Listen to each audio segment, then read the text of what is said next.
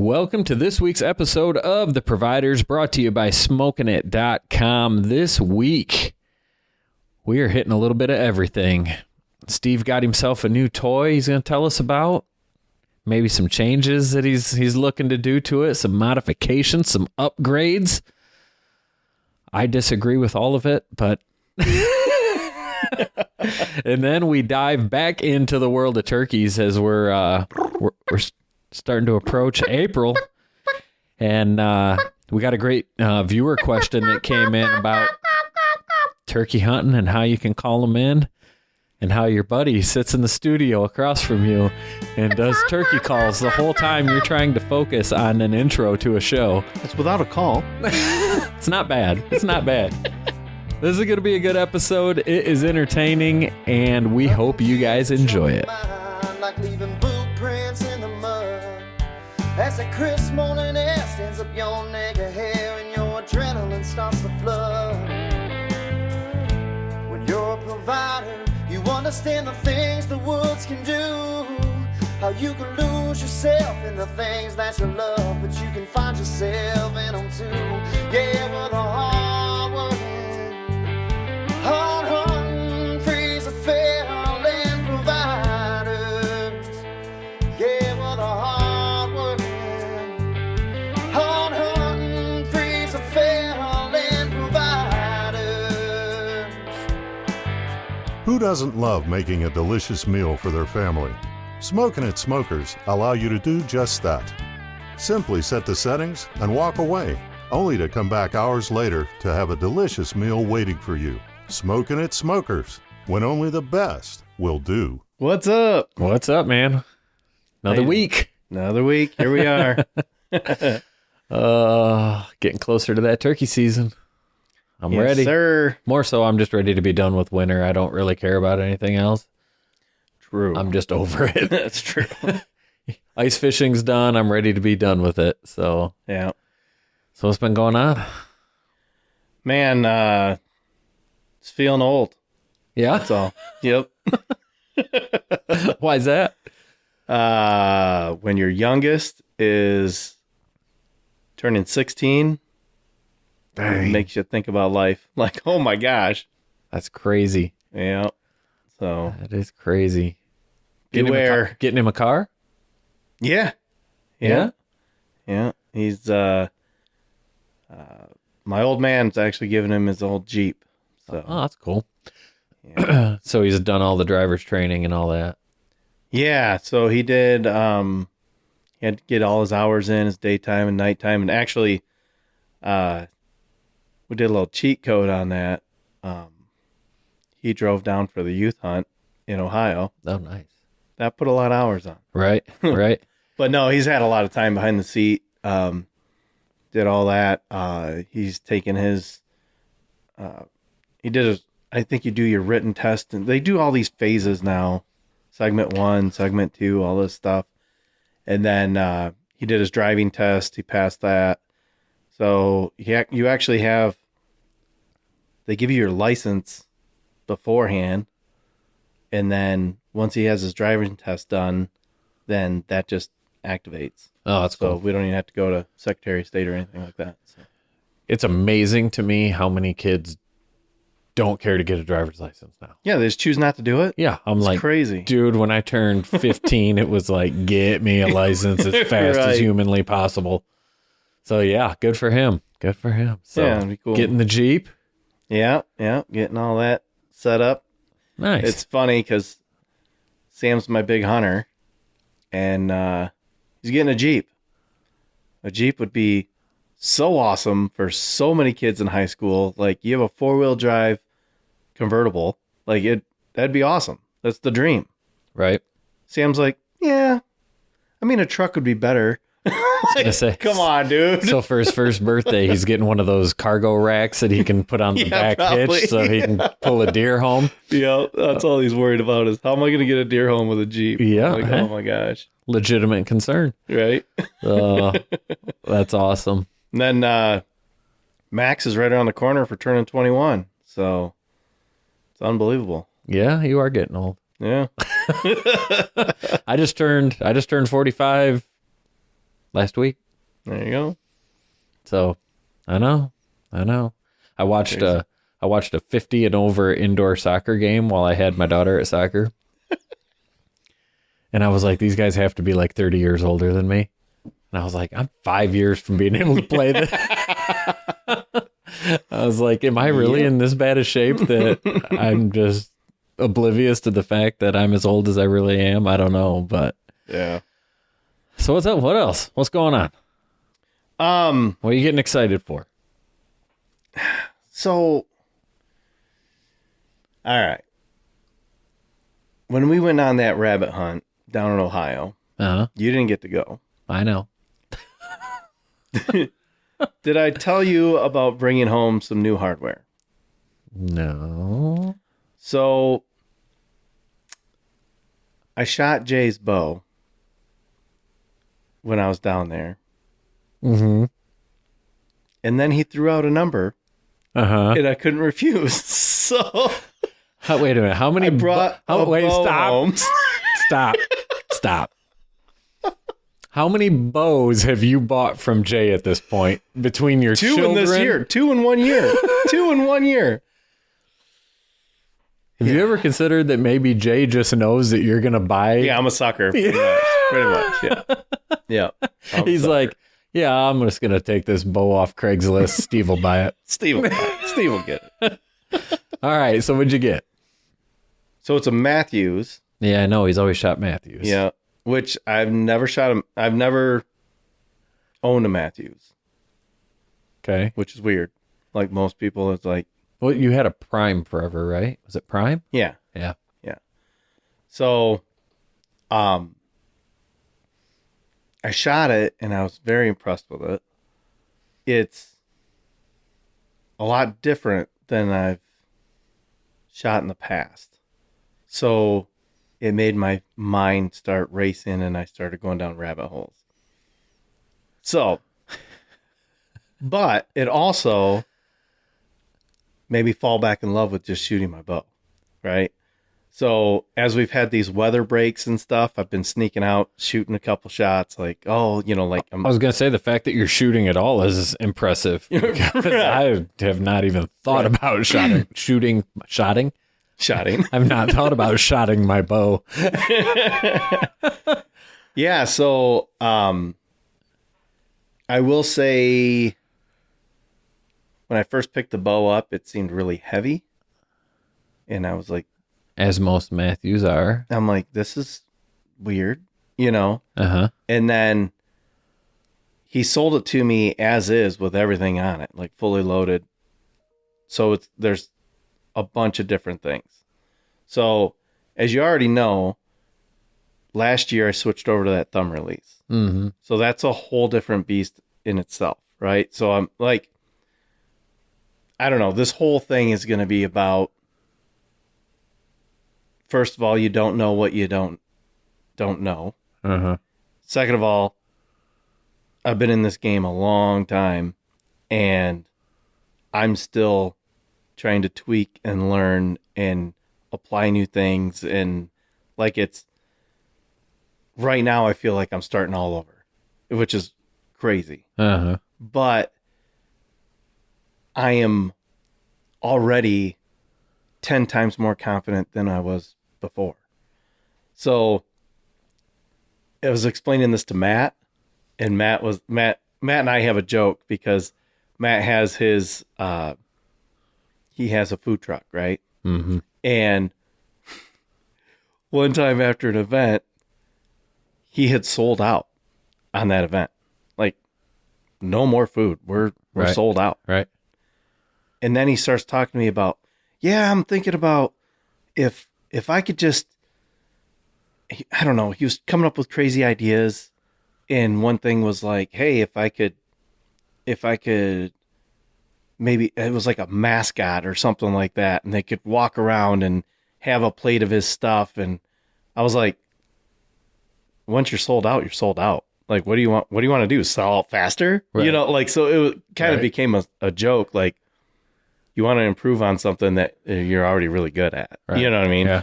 But so when I told Matt, I was like, I'm shooting really good right now. And he's like, that's scary because I feel like you were shooting really good before that, you know? So, right.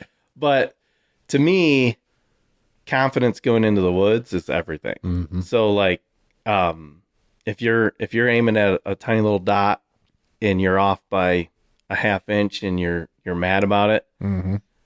when a deer comes in, if you're off by that half inch, it's a dead deer, right? Right.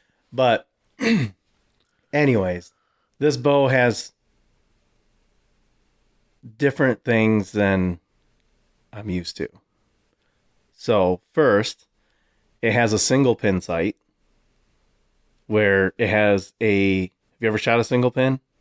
I did once, yeah, for a little while. Did you? Okay. Yeah. So I've always been like a 3-pin Uh-huh. guy, 20, 30, 40. I you went know. back to that. Right. But yes, I have. So this one's a single pin. It's got the distance tape on the side. Yeah. You can Dial it. dial it or whatever. I have probably the same concern that you do. Hunting season comes.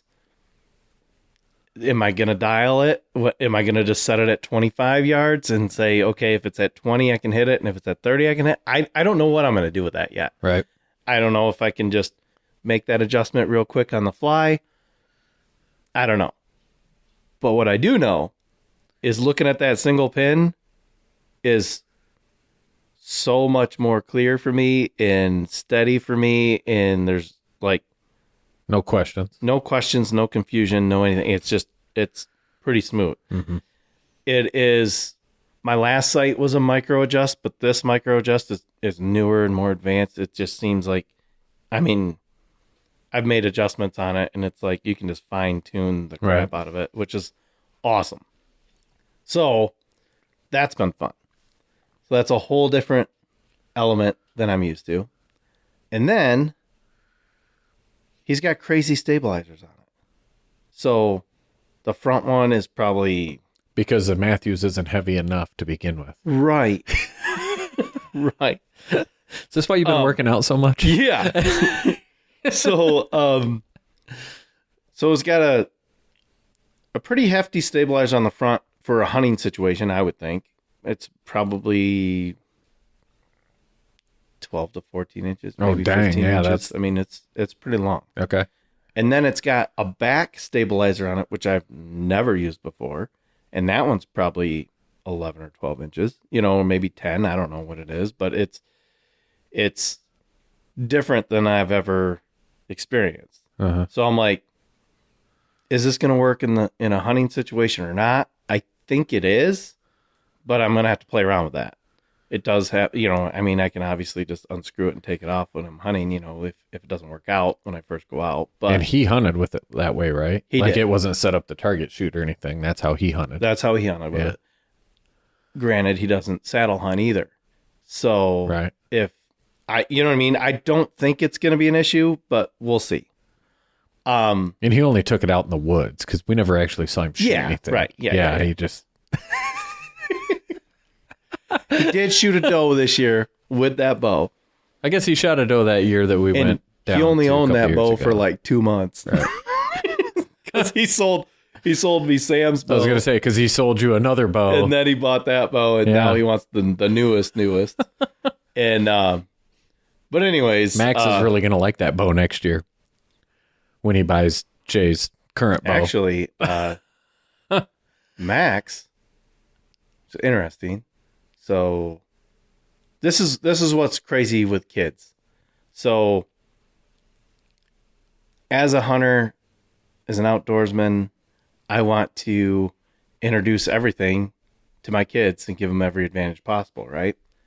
So we have it on video, Max shooting his first deer and right. me taking him out, and Max was into it at the moment, but he's never really been into it. Uh-huh. Where Sam was instantly like addicted, had to do it, right? Right. So I've been one that doesn't push what I want for the kids. It's more what they want, And so Max is like give or take with hunting, and mostly he doesn't want to take the time and whatever. I got this new bow. I showed it to him. I'm like, this is sweet, whatever. Here, come in the backyard, shoot my old bow, then shoot this bow, and, you can tell the difference or whatever. He's like, oh, yeah, we get back in the garage, and I'm like, well, I can sell the old bow, or you can have it. Whatever you want to do. And he's like, well, I don't want to take money from you. And I'm like, dude, I would rather you have it. Right. But I'm not pressuring you on anything. All of a sudden he got excited, like, oh, sweet. Like, if I'm to jump back into hunting, like, archery's the way I'd want to go. And this is a good bow. And so he actually mentioned about shooting yesterday with me, but it was cold and windy. And so we wound up not doing it. But, so that might actually get him back involved and into that. So sorry, that'd be that was awesome. Offhand tangent right there, but so that'd be cool. Like it's cool if they show interest on their own. And I did the same thing when I was real young. I was into it with my dad. I would always want to go out with him and sit with him and do all that stuff. Then I got into high school and I was like, that's side burner stuff. I'll go out opening day maybe, Right. And then right after high school, then I got a bow in my hand, and that's when it all kind of took off from there. But, so back to the bow. Everything's different. Have you ever shot a back stabilizer? No, I am a firm believer that I want my bow as light as humanly possible. Until you're rock I know. solid steady. I know. Like I have not been this steady on my shot probably ever. Like Right. it's I'm sure. awesome. To me, it's another game changer or whatever. And it'll be more of a game changer in the wind because it'll help hold you Right, steady in the wind. Yeah. So I go down this rabbit hole. At our age, that's what we do. We start researching crap, right? And a lot of times, Mostly while you're sitting on the toilet. right, in the office. So I'm looking stuff up and looking at like, there's all sorts of, I saw one guy where like super knowledgeable guy owns a bow shop and he has a guy at full draw away from his trigger, obviously, shakes his whole bow. And then he's like, all right, look at your bubble, hold it. So he's looking at his bubble and it's like, he's originally like this. Right. And then he has to correct it. Uh-huh. So he takes that back bar and he moves it in or out, whatever way, just a little adjustment. And then all of a sudden it's here. And then, you know what I mean? And then now every time he brings it up, it's like, bam. Oh, interesting. So it's kind of cool, right? yeah. So then I keep looking at stuff and I found a product that's new that has me intrigued that I'm probably going to have to get into some safe money for. So this is interesting. I kind of wanted to see what you'd think about this. Okay. I haven't bought it yet. I've just looked at it. But you will. Probably. It's called the company name is Acu Archery. So ACU Archery. Okay. It's a Acu SOS. And Are you trying to get us another sponsor right now? it would be awesome. But this is a stabilizer that you won't envision it. It's going to be hard for me to explain on this. So it uses the same technology that they use to make skyscrapers not sway. They put in buildings to anti-earthquake activity. Suspension bridges use it. They were using it for F1 racing, and then they deemed it illegal because it was stabilizing stuff so much. Is it a front or a rear stabilizer? You can do it either way. Okay. So it is 3 or 4 cables that kind of go, like, I would say in an arch, kind of, up to a weight. Okay. And there's weak cables and strong cables. So you have to adjust it and turn it to whatever works for your setup.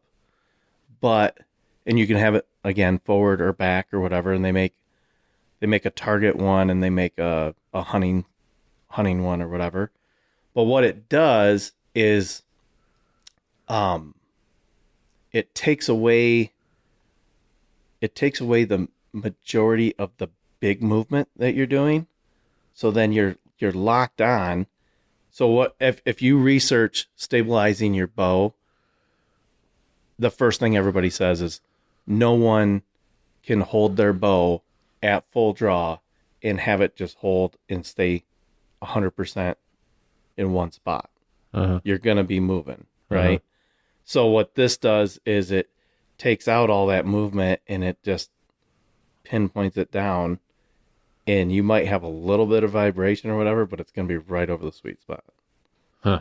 And to me, it was just something brand new that opened my eyes to be like, whoa, like maybe this will be the thing that everybody does going forward. You don't know. Right. Or, like at some point somebody had to put a stabilizer on the front and say, we need to put some counterweight on here. Right. You know what I mean? But I have taken It's crazy. taken my stabilizer off. Mm-hmm. And it is crazy not having some counterweight. So yeah, Right. I do think obviously having the counterweight. Now I've never had a rear stabilizer. I've never gone that far with it, but I can tell you that changing your front stabilizer out does way more than you think it does. Even Right. I think the one I bought, you could run it as a 4-inch or a 6-inch or whatever. So I tried it both ways, and it's crazy how much it does change leverage in your hand. But I've never really gave it much thought. Like I always had like a 4 to 6 inch right. hunting stabilizer that threw on there that was like, okay, that's supposed to help. You know what I mean? I think I never really gave it a lot of thought. I think the first time I gave it thought was I bought the Hoyt Carbon Element, I think was the first one that came out. Mm-hmm. That was a carbon bow, and spoiled myself because it was so damn light. Mm-hmm. But then because that bow was so light, Fuse had that, it was like a blade that came out. And the reason for the blade was if you ran the blade this direction, that the wind could pass past your stabilizer without giving any wind resistance on your bow. That was the first time I ever paid attention to what a stabilizer was. You know what I mean? But after I went to that carbon bow, when we hunted for working class for a little bit and worked with them, we got sponsored by Matthews, and I bought Hoyt, right? No, we got sponsored by Matthews, and I bought a Matthews. Yes, I did. I bought the Matthews. I spent a boatload of money on it, and I hated it because I must have opted out of that program. You didn't. I know. I remember you didn't. I know. With You didn't have to because Midwest Whitetail, we were Hoyt. Yeah. And I bought a Hoyt. Working class and I had the hated Matthews, it, but, yeah. and I think you guys got around it because Ron had an old Matthews. Oh yeah, he had that old switchback. Yeah, so you were Yeah. good. Okay. I bought the new Matthews, and I could not get used to the weight difference, and I ended up selling it and going back to my carbon Hoyts. So that's what I still shoot. But I know a lot of people like that heavier in your hand feel. Yeah. And I can tell you, especially not shooting as much as I used to, I am kind of, I have way more drift than I used to. And then you get to the point that you're trying to time it. Like I'm drifting left, I'm bringing it back, and I'm on the sweet spot, pull the trigger. But I'll admit what I was in a very bad habit, and I'm hoping this breaks it, but I couldn't hold steady, right? So I had my own cheater system, which is very dangerous way of doing it, but I did it so consistently that it worked. I'd watch my pin and I drop my pin slowly to the actual bullseye or the deer, Right. and I drop it in, and then bam. Yeah. You know what I mean? But that, if you push that trigger too early, Right. you're shooting way over. Yeah. You know what I mean? Like, you got to kind of, And that's what I do too, basically. and like, I mean, I'm being drastic. I'm trying you know, to but like, time the sway. Yeah. right. And that's all you're doing as an archer is you're trying to time that. Well, I don't know. That rabbit hole I went down, like, they're saying that you've always been taught to look through your peep and look at that pin, and then your target's in the back, and you focus on your pin. Uh, But now they're saying focus on the target.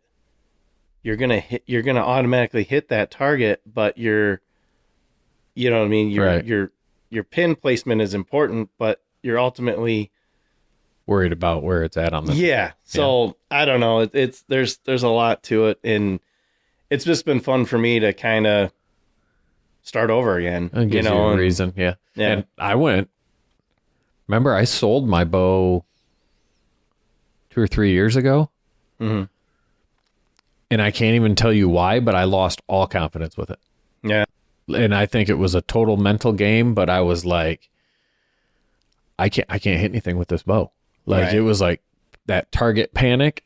And I was like, I got to sell this bow and buy a new bow. And I bought a new bow, and it was still a Hoyt, and it was still a carbon, and it was maybe a year newer than what it was. There's really no change from my old bow and my new bow is what I'm trying to say. But when I got the new bow and started shooting it, I was like, this is awesome. I can do it. And I think it's just a mental shift that, Yeah. but I hit that target panic phase of, oh my God, I can't hit anything right now. Right. And I really wasn't probably that far off, but I think I had a year that I missed a couple of deer, or I can't remember. I might have wounded a deer that year. I don't remember. And I was just in my own head so bad that I was like, I got to sell this bow and get another bow. And I'm not normally a big head case like that, but I guess it can happen. So Yeah, for sure. so that's sweet. Yeah. It's crazy. Just So just adding weight to carrying with that saddle. I know. I know. So then thinking about, I've changed that trigger release, sight, stabilizers. What else do you have? Arrows. Yeah, I haven't even ventured down that path right now. Like that gets pricey. Probably need to change the spine on those. So how do you grip your bow? Loose. In my, you know what I mean? Mm-hmm. Like I don't ever squeeze. I lock it in on that notch right there, and that's it. So if you go down this rabbit hole, they're going to say that you and I are old school. Because that's the old way of doing it. Yeah. So like I would always go like this to get the riser in the riser part of your handle in the Right. front, get it lined up perfect in the crease, and then I would open up Yeah. and shoot, and then you instinctively just It your hand grip. just kind of grips, right? Well, in my research, it says that was a great way to do it when handles were like this thick, and like, you know, like they were just wide handles, and to get in the sweet spot, you'd open up your hand, because if you gripped it at all, it was You could torque it around. you're going to torque it, and then if you grip it too much, you're definitely going to torque it. Like if you grip it too much right now, you're going to torque it. But now it's hold on, you get it in the sweet spot of your crease, right? And then you wrap your hands around it, and it's almost at a little bit of an angle. And you keep you're not like squeezing it, but your hands are on it. So when you release, there's no grabbing it. Because when you grab it, that's going to do target panic, and you're going to punch it. So you're instinctively automatically going to do this. right? Uh-huh. So that got my mind like, have I been doing this wrong this whole time? Even though it's been successful? So now I'm playing around with grips. Like, everything is crazy. I don't feel like I've been doing it wrong this whole time, but I don't know. Maybe. Hey, what's better than I don't a feel dead like deer? you've been what's doing better than a dead deer? A deader deer. Yeah, a dead deer that goes on your wall, I guess. That's what I'm saying. I don't feel like That's what we've I'm been wrong saying. here. I know. But you get out and you start shooting targets and you're like, I want it better. I know. I've watched you thread the needle through like 3-inch holes in a branch to shoot a deer square in its femoral artery in its ass to kill it within 40 yards. I'm pretty sure you didn't need to modify how you squeeze your grip. Hey, Come back from the dark side. I know. I went down a rabbit hole, all right? So how much is your new stabilizer going to cost you? $175.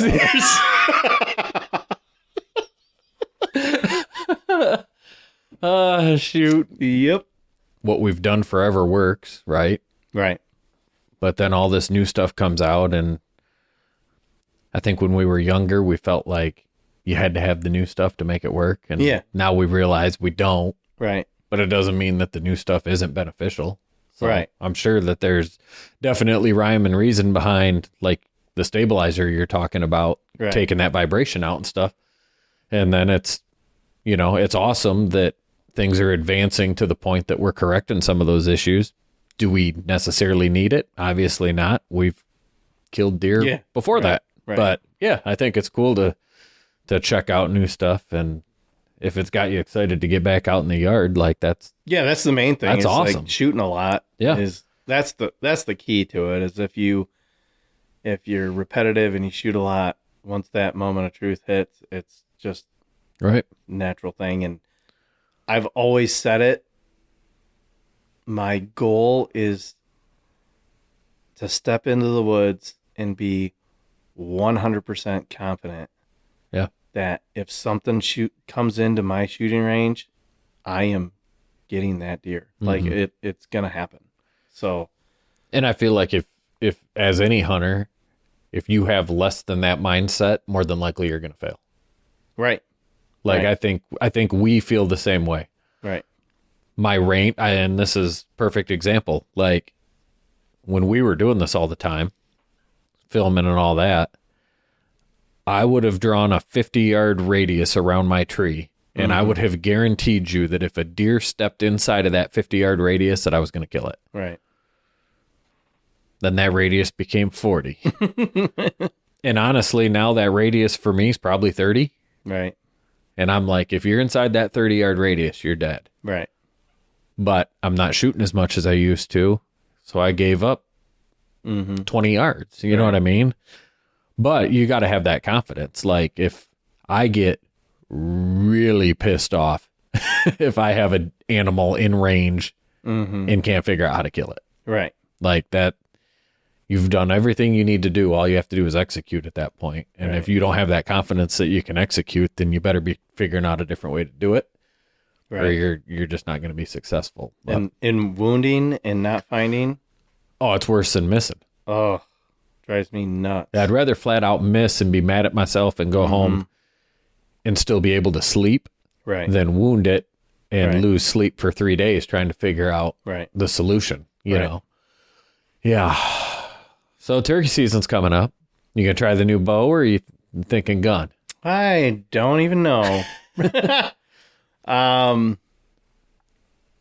Depends on situation, I guess.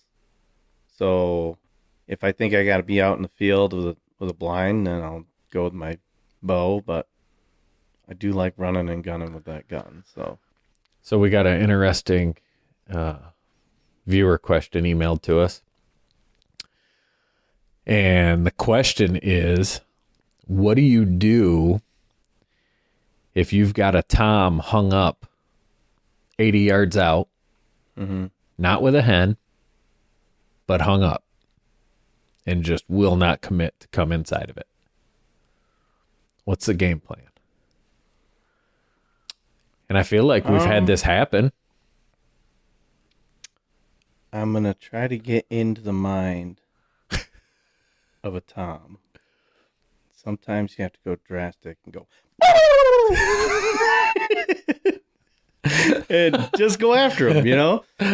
So I kind of go a little bit Greg Francis mode and kind of throw the book at him. But you have to play the game. So when I say play the game is you have to know when to get aggressive and know when to just shut up. Because eventually, if he's calling back, he knows you're there. He's going to get frustrated. And that's when he's going to come in. But if you start calling at that break point, right, then he's going to relax and gobble again and be like, all right, they're coming. So it's a reverse mindset. So every time he gobbles, you're like, he's coming, you know, but he's thinking the same thing. Every time you're clucking, hey, she's coming my way, I'm good, you know? So I think the first big question is, do you have a decoy or not? Right? Do you have something he can see? Because I feel like that would kind of change your strategy. What's your decoy strategy? Mine's completely different than anybody I've hunted with before, probably. I typically find I do better with a tom, just a single lone tom. I had a Jake and a hen that I spent a boatload of money on, and I had zero luck when I take them out with me. But I feel like the tom, especially strutting tom, is just a bigger thing to see. So I don't know. I feel like I like the fact that you've got tail feathers fanned out, and you know, which is weird because obviously the bird's looking for a hen, right? So I feel like you're working a little. That's why I used to like the hen. When we had that fake hen, you remember Joe had that hen that was like a taxidermied real hen? Yeah. Holy crap, you could bring birds into that like crazy. But I mean, that was as realistic as it got. All right. But I don't know. I feel like just the bigger silhouette maybe helps birds see it from further away. So I like to do a tom. Yeah. What's your... Mine is just a solo tom. Yeah. And so I've seen it where on a long sit where you can see a tom working the edge of a field and he's with hens. And then you wait it out, and an hour or two later he's coming back because he had heard you before. And then he sees your tom and he's like, oh, there's a tom over there. This is my territory. Right. And he marches over to try to be dominant. You know what I mean? Where sometimes in the past, I've had like the Jake and hens or whatever, right? Or a tom and hens. And I think sometimes, and this is probably me overanalyzing, but I think sometimes a tom, there's a lot, their population has grown. There's a lot of birds now. So it's kind of like a buck with as many does as it wants, right? So he surveys the situation and goes, they're already with a tom. Right. Why do I need to bother with that? I'm going to go after these birds. You know what I mean? Right. So I kind of think sometimes a lot of people put a big flock of birds out, and that's not necessarily what it's going to take. And if you're clucking like a hen, but he sees the tom, Right. He automatically thinks there's a second bird. yeah, and he's automatically like, get out of my territory, Right. and he gets mad and comes over. You know what I mean? Where I don't know, for some reason I think he's more apt to come to a tom to fight than come to a hen. You know what I mean? Because the hen is supposed to go to him. I don't know. That So might I be think wrong. I don't know. I think from and going with what you're saying, but like for a new turkey hunter, I think it's accurate to say that birds fly down out of the roost. The toms go check the hens. They mess with the hens. They all eat after they fly down. Mm-hmm. And then, like you said, there's like hour and a half later, hens go sit on the nest, whatever. And that tom goes, oh, now I want to go look for something else. Mm-hmm. So if you've got him hung up in the morning with a group, sometimes it's waiting them out, Mm-hmm. right? And then seeing if you can draw them over for something different, on a late morning, early afternoon hunt. But I don't know if he's hanging out at 80 yards. I feel like he's coming at some point. Yeah. I've seen it both ways, but yeah. Like, I almost feel like I would tend to be more quiet until I see that he's committing to go elsewhere. Yeah. Now, I've also seen you, especially in a blind or something, if we're hidden, or a couple hunts where, well, like the one we said where I could see the bird, but you couldn't, so the bird couldn't see you either, where you actually turn your head and call away from the bird Mm-hmm. to make it think that hen's walking away from him. Mm-hmm. And that really pisses them off. And I think that can bring them over too, is Right. that change of direction. When you're calling, you don't have to be looking straight ahead at them, throwing the Right. exact same sound. If all of a sudden that noise is getting a little further away, now he's like, oh, wait a minute, I'm losing her. Right. That could be a deal breaker too, I feel like. Yep. Trying to get in their mind a little bit. I never, ever thought I would say I would call less. Ever. I can't believe I even said it. Because anybody who has ever hunted with me, right now, Joe Ream is rolling over in his grave if he's listening to this, because he's like, there is no way that Greg shuts up and stops calling. Turkey hunting. Bring out the rattle tag. If the deer come in, the turkeys could come with it. Right. They feel comfortable. Right. That is true. But no, I mean, I don't know. If you got them at 80 yards and you can see them and they're just hanging, I just feel like they're going to commit at some point. But like we said, from sun up to sundown, most of the time they roost back in the same place. Right. So if you really watch them, I feel like they kind of work. Maybe it's not an exact circle, but they have like a daily pattern that they follow. And we've talked about that, about trying to set up on them. We know they come to this field, but they don't come to this field until 2.5 hours after sunrise. You know what I Right. mean? And if you can pattern that, man, that makes your life a lot easier too, because you just got to stay ahead of them, whatever their next move is. But they've got all day to get back to wherever they want to be. Mm. So sometimes it's a matter of sitting still. And Also, like, decoy placement comes into play a little bit, I think. So ooh, this is good. Yeah. typically, how far out or how far away do you set up your decoy?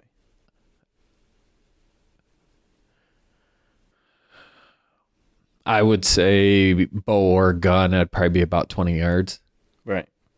So I go 15 to 20, maybe sometimes 10, because I'm anticipating them hanging up at, 30, maybe 40 yards. You know what I mean? Like, they're going to hang up a little bit. Mm-hmm. Or maybe it's not. Maybe if you think they're coming from straight away from you, from a woods, maybe put it off to one side or the other, because if they're looking at that decoy, what's right behind that decoy? You. And Right. if you move, they're gone. So 100% placement agree. of that decoy is pretty important, I think. Yeah, and same thing. If the birds are off to your left every morning, I would place the decoy off to my right to let them get their field of vision past me. Mm-hmm. Exact same thing like you're saying. Whatever you can do to keep their eyes off of you. But what about this part of decoys too? Which way do you face them? I typically face mine facing me. That's typically what I do. Because my theory is they're going to try to come over and they're going to circle around in front of it to try to fight it or combat it or whatever. This is using a tom decoy. Yeah. Tom decoy facing us with the idea that that bird's going to come in and try to go head on with it. And they turn and do that sideways walk. You know what I mean? But yeah, but then I think if you're using a hen decoy, you can face it away from you because for the hens, they come in from behind. Right. So yeah, I think that's kind of important to know too, is you, by the way your decoy's facing, and if it's on a stake and the wind's blowing, you might not get a choice. It's going to move. Right. But the way your decoy's facing is probably going to steer the direction the bird is going to come into.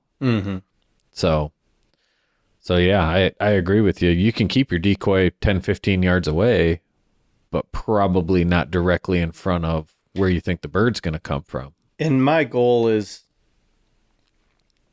typically that bird is dead before it gets to my decoy anyways. Right. That's unless it's not the bird that I want or something, it's never going to go all the way up to it.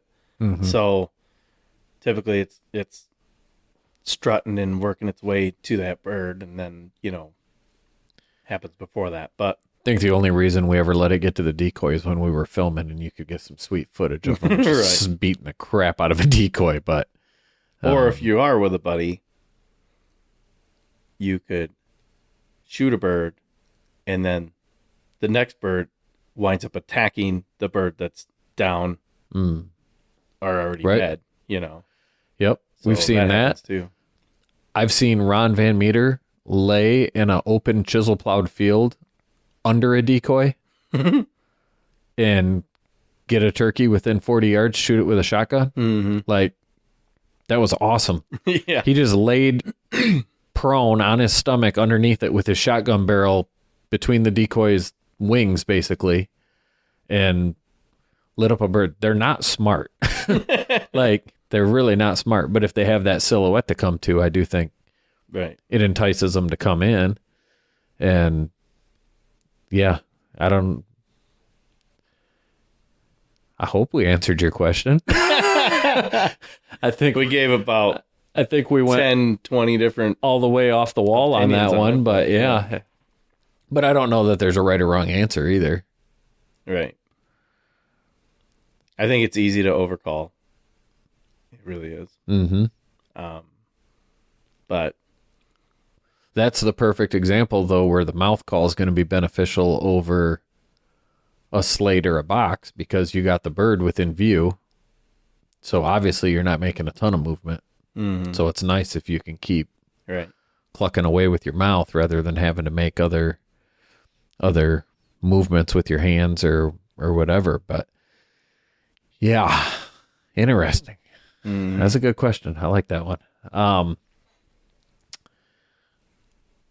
It's also fun especially if you're with a gun and you've got your knee propped up and you're ready, and that bird comes in, and then you can just go and head just pops straight up, boom. Yeah. Like it's super easy to, while you're aiming, you can just Right. give a little cluck and that just perks them up. It's pretty awesome. Yeah. Yeah, it'd be hopefully we're a couple weeks out from having some birds hanging up 80 yards out from us. That would be nice. It's funny, it's like I don't know. I don't know if turkey hunting's different for you like it is for me, or I don't know. Like, I don't like deer hunting. I can think of deer hunting all year round and be like, oh, I can't wait for this. I can't wait for that. Turkey hunting's like an afterthought, like whatever. But as soon as weather breaks and I'm hearing birds chirping and you get that smell in the air, and like it feels like spring. Something like the hair in the back of my neck goes up, and I'm like, oh my God, I gotta go turkey hunting. Like Right. it's weird. Like I don't think about it, and then it's here, and I'm like, I have to do this right now. Yeah. You know. And it got nice the other day, and I remember I walked out with the dog at night, let him go to the bathroom, and it was like still 60 degrees out. Mm-hmm. And I was like, this is the temp that you're like, I'm getting up at 4 a.m. Right. and it's going to be comfortable, and you're just going to go sit and watch the woods come alive. Like, Right. I think some of it's just getting over the winter blues of everything. It's nice to get back out, but I'm the same way, man. I'm not necessarily always successful, but I love to just go out and sit for. I also don't feel like there's a time limit. Like when I go deer hunting, I feel like if I go, I need to sit for at least 2, 3. You know what I mean? Like you got that time frame in your head that you feel like you got to do it. If I go sit and watch turkeys fly down off the roost and they're working away from me, I'm like, okay, I'm going home. Right. You know what I mean? Right. Like I don't know. There's no stress to it to me, but Right. I do love that time of year, especially before the leaves come on. So if Full Ron texts bore you and says, you know, it's time for breakfast, you're like, Oh, okay. I'm out. Yeah, I'm out.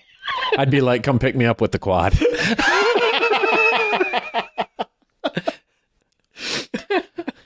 Dude, so I had to edit the Ron episode, right? So I wasn't there to witness everything that Ron shared. But I feel like I feel like that episode was I feel like it was a counseling session for Ron. I learned that he's afraid of the dark. Mm-hmm. I learned that he doesn't like to sweat. I've learned that he's afraid he's going to fall out of a tree. I'm like, everything all of a sudden makes sense. Yeah. And all of these things we've joked about, and I thought they were flat out jokes. Yeah. No, Nope. Nope. it was an eye opener. I was sitting there editing that episode and I was like, holy crap, that makes sense. And if you think he Holy made crap, up that makes sense. he's listening to Britney Spears on the way out, Oh no, that no. part's true. Yeah. it's definitely true. Yeah. We used to be in a indoor archery league, a video shoot, you know, Yeah. and he would shoot and start having like an off day kind of, and then he would be like, nope. He'd just start singing either Britney or Christina Aguilera, and all of a sudden he was on fire. Yeah. And he was just money. I don't know what it was about it. Ron was a super good athlete. Like, Yeah. don't let Ron fool you. Ron Right. was probably one of the most talented athletes Yeah. in our school when we were in high school. And there'd be guys listening to Metallica, and there'd be guys listening to Snoop or Dre or Tupac. And then you always had Ron sitting there listening to Christina Aguilera, Britney Spears. Like, and he was dead serious. That was Ron's thing that got Ron wherever Ron needed to be. But yeah, I was like, yeah, we got to get him on the show more because he's He's a nonstop blast. entertainment. Yeah. It's the reason why he's been in my life for so long. Oh my gosh. I've had some fun turkey hunts with him too, like Yeah. the doubling up and then watching him shoot a bird from under a decoy in the middle of a field. Like Right. Ron and I were bad to get together because both of us were highly impatient people. So we would come up with some of the weirdest stuff like, let's see if I can crawl 400 yards along this ditch and you're going to video it while you lay on my back. Like,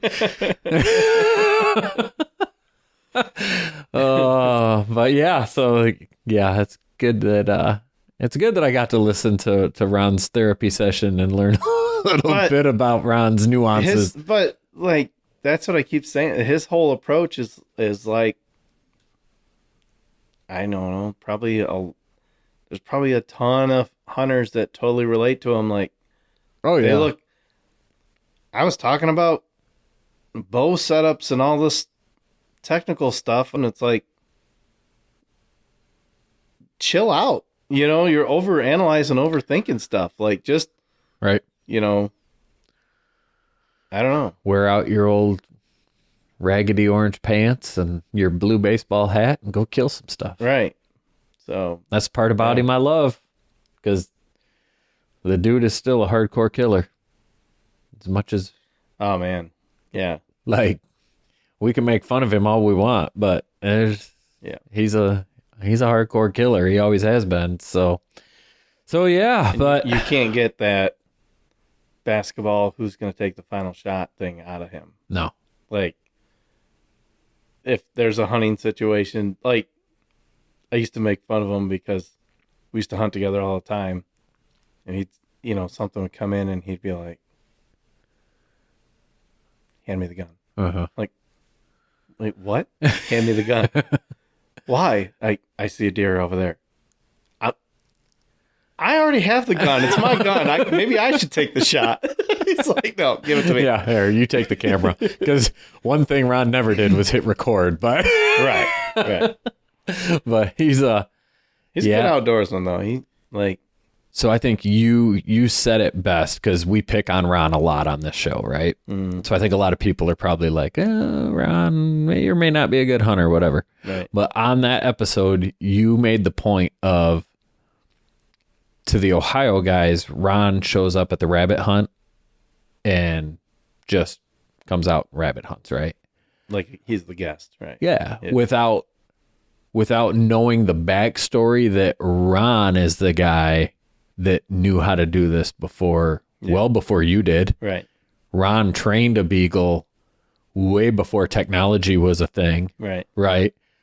But then Ron's the kind of guy that shows up and is like, oh, the rabbit hunt thing, this is Steve's dogs at Steve's family's place. Like, this is Steve's show. Right. I'm not going to step on it. I'm not going to say I know anything more than anybody else. Yep. He's just there chilling. Doesn't need any credit. And it's the same way with turkey hunting, deer hunting, all that. Like, we give Ron a ton of shit. But if it came down to it and it was like, hey, you guys need to go live in the woods for a month to survive, I'm like, Ron's coming with me, because Ron will find a way to kill stuff. Right. Like, so he's just such a character that our stories about him are awesome, but you really can't take away from the fact that the dude knows his stuff, and it may not be the prettiest way or the most ideal way in our eyes to do things, but he makes it happen. And if you're successful, then I guess your method works. Yep. So yeah, it was a fun episode to go back on, but yeah, so a couple weeks out here from turkey season starting in Michigan. Appreciate you guys tuning in this week. Make sure you check us out on Facebook, X, and Twitter. You can also check us out on YouTube if you want to watch the show. Like today's question, if you want to shoot us anything, doesn't have to be about turkey hunting. It can be about deer, turkeys, fishing, buying new bows and stabilizers, whatever you want to email us. Send it into theproviderspodcast@gmail.com. We'll make sure we address it on the show, and we appreciate hearing from you guys. So we will catch you guys next time.